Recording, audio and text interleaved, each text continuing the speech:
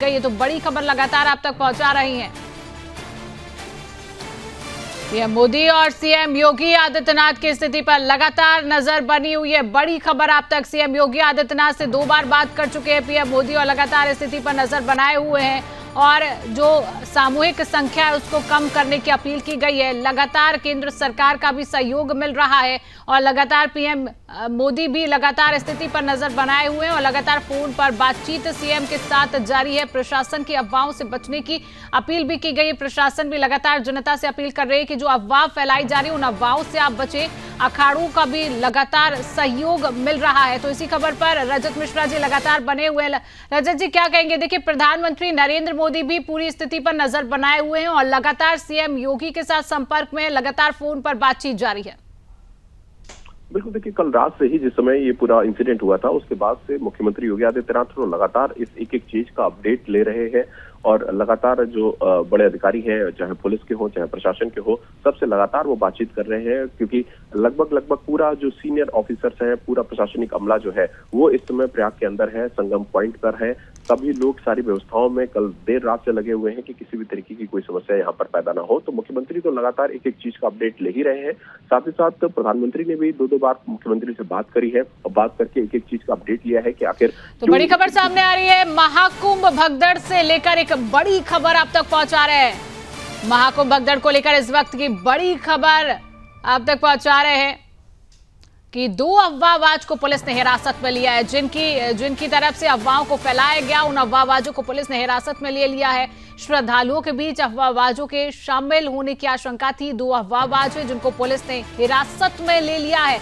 बड़ी खबर आप तक पहुंचा रहे हैं। अफवाहों से बचने की लगातार प्रशासन ने अपील की है और जिनकी तरफ से अफवाहें फैलाई गई उन अफवाहबाजों को पुलिस की हिरासत में ले लिया गया है। महाकुंभ भगदड़ से लेकर इस वक्त की बड़ी खबर है। 2 अफवाहबाज को पुलिस ने हिरासत में ले लिया गया। अब उनसे पूछताछ की जाएगी कि आखिरकार इनका मकसद क्या है। श्रद्धालुओं के बीच अफवाहबाजों के शामिल होने की आशंका। रजत जी लगातार हमारे साथ बने हुए हैं। रजत जी, क्या कहेंगे? 2 अफवाहबाज पुलिस की हिरासत में। बिल्कुल, देखिए, पुलिस ने कुछ लोगों को डिटेन किया है और उनसे पूछताछ की जा रही है और जो लोग वहां पर उस समय मौजूद थे, जो प्रत्यक्षदर्शी थे, उनके बयानों के आधार पर पुलिस ने उन लोगों को डिटेन किया है कि आखिर कौन लोग थे, क्यों ये अफवाह फैलाई गई और किसकी शह थी इन अफवाहों के पीछे। क्योंकि ये सबसे बड़ा जानने की बात है कि मकसद क्या था और क्यों इस पूरे कुंभ को खराब करने की साजिशें लगातार की जा रही है। क्योंकि नेचुरली जब ये चेन से चेन जुड़ेगी तो कुछ ना कुछ पॉलिटिकल कनेक्शन इन सारी चीजों में निकल के सामने आएंगे। तो आखिर वो लोग कौन है, वो से जुड़े हुए हैं जो यहाँ पर अफवाह फैलाने के लिए बाकायदा प्लांट किए गए थे।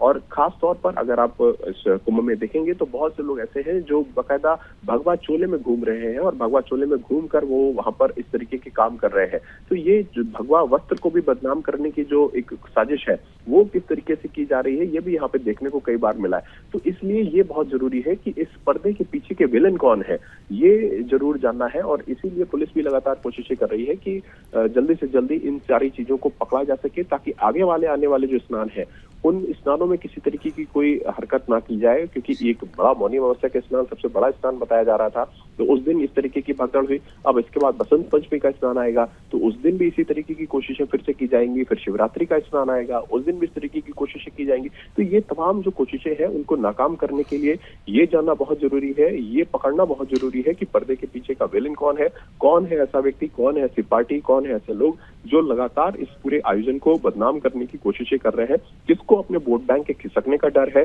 किसको ये डर है कि अगर ये आयोजन इतनी सफलता के साथ हुआ तो अब यहाँ पर जो बीजेपी की सरकार है उसको हटाना मुश्किल हो जाएगा या फिर उसको डिरेल करना मुश्किल हो जाएगा। तो तमाम ऐसी चीजें हैं राजनीतिक कारणों से भी जिसके कारण इस महाकुंभ को खराब करने की कोशिशें की जा रही है। तो फिलहाल अभी 2 लोग ऐसे हैं जिनको पुलिस ने डिटेन किया है, बैठाया है, उनसे पूछताछ की जा रही है और जो चश्मदीद थे वहां पर। बिल्कुल रजत जी, और ये जानना बहुत जरूरी है कि जिनकी तरफ से अफवाह फैलाई गई आखिरकार उनका मकसद क्या है और उनका मास्टरमाइंड कौन है। तो लगातार जो है बड़ी खबर आप तक पहुंचा रहे हैं। 2 अफवाहबाज को पुलिस ने हिरासत में ले लिया गया है। 2 अफवाहबाज पुलिस की हिरासत में आए हैं। महाकुंभ में बीच अफवाहबाजों के शामिल होने की आशंका। महाकुंभ के बीच अफवाहबाज हैं। 2 अफवाहबाजों को पुलिस ने हिरासत में ले लिया है। बड़ी खबर लगातार आप तक पहुंचा रही है। रजत जी, क्या कहेंगे? कहीं ना कहीं ये पता लगाना बहुत जरूरी है कि जिनकी तरफ से ये अफवाह फैलाई गई, जिसकी वजह से आज ये तस्वीर सामने आई है, उसके पीछे का मास्टरमाइंड कौन है, ये जानना बहुत जरूरी है। बिल्कुल, देखिए मास्टरमाइंड कौन है ये जानना बहुत जरूरी है, और किसकी शह पर ये सारी चीजें हुई उसको भी वो कौन है, वो पर्दे के पीछे का विलन कौन है, ये जानना भी बहुत जरूरी है। और ये जो संख्या है ये बहुत कम है। ये निश्चित तौर पर, चूंकि इतना बड़ा क्षेत्रफल है महाकुंभ का, इतनी भारी तादाद में लोग यहाँ पर आ रहे हैं, तो एक स्थान विशेष का चयन क्यों किया गया, उस जगह का चयन क्यों किया गया जहां पर लोग जमीन पर सबसे ज्यादा सो रहे थे। ये सारी चीजें ऐसी हैं जो एक प्लानिंग का हिस्सा है, और ये प्लानिंग किसने की, इसके पीछे कौन लोग थे, इसके पीछे किसके दिमाग लगे हुए हैं, ये सारी की सारी चीजें सामने आना जरूरी है। और दूसरी बात इसमें सबसे महत्वपूर्ण है कि जिस तरीके से सोशल मीडिया पर अगर आप देखेंगे तो एक सर्टेन वर्ग है जो बाकायदा महाकुंभ को खराब करने की कोशिशें सोशल मीडिया के माध्यम से भी कर रहा है।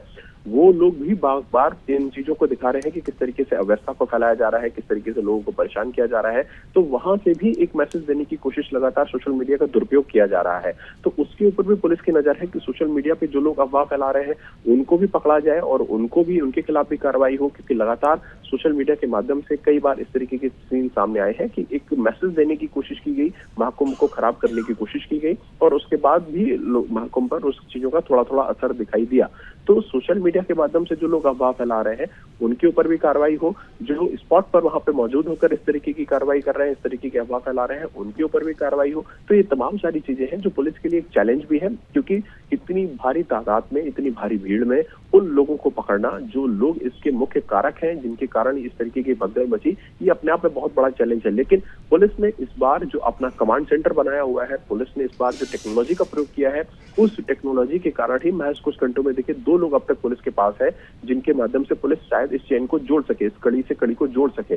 तो ये एक जरूर है कि पुलिस ने जिस टेक्नोलॉजी का प्रयोग किया है, उस टेक्नोलॉजी ने पुलिस को इस बार बहुत मदद दी है, चाहे वो फेशियल रिकॉग्निशन के माध्यम से हो, चाहे वो ड्रोन के माध्यम से हो, या तमाम जो सारे तरीके हैं, उन तरीकों के माध्यम से पुलिस ने इस बार इन अफवाहबाजों को पकड़ने के लिए खास तौर पर जो एक तैयारियां की थी, सोशल मीडिया की मॉनिटरिंग से लेकर फिजिकल मॉनिटरिंग तक, वो सारी चीजें पुलिस को सहयोग जरूर कर रही है। पुलिस को उसका फायदा सीधे तौर पर मिलता हुआ दिखाई दे रहा है। और अभी फिलहाल जो सिचुएशन है, उस सिचुएशन को पुलिस ने जितना क्विकली अपने कंट्रोल में किया है, ये अपने आप में काबिले तारीफ है कि पुलिस ने इस तरीके की इतनी, जहां पे 2 करोड़ लोग आ चुके हो अब तक महज कुछ घंटों के अंदर, और पीछे से भीड़ का रेला चला आ रहा हो, लगातार लोग आ रहे हैं, उसके बाद भी इतनी क्राउड को मैनेज करना और मैनेज करके सबको व्यवस्थित तरीके से स्नान कराकर वापस भेजना, ये अपने आप में बहुत बड़ा चैलेंज है। और इसीलिए पुलिस के जो अधिकारी हैं, प्रशासन के अधिकारी हैं, और हम लोग खुद मीडिया के लोग कई रातों से सोए नहीं है, ताकि ये सारी चीजें व्यवस्थित तरीके से चले। जो मैसेज इंटरनेशनली जा रहा है, क्योंकि यहाँ पर विदेशी मीडिया भी मौजूद है,